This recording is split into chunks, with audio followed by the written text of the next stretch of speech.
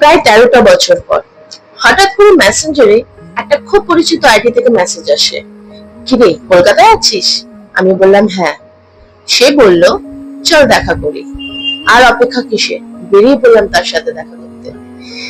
এর আগে কত গল্প, কত কষ্ট, কত হাসি আমি তার সাথে শেয়ার করেছি, তারপরে নো কন্টাক্ট। সেই বন্ধুটির সাথে ঠিক 13টা বছর পর যখন আমার দেখা হলো, প্রতিটা মুহূর্ত আমাদের মনে হচ্ছিল আমাদের হাতে সময় খুবই কম, সময় বেরিয়ে যাচ্ছে। আমরা সময়টাকে ধরে রাখার চেষ্টা করছিলাম, কিন্তু পারিনি। সময় তো সময়ের মতোই চলে।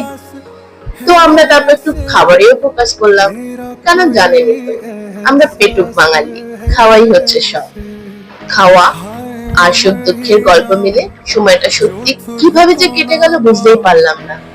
আবার দেখা করবো রে তোর সাথে, আয় আর একবার।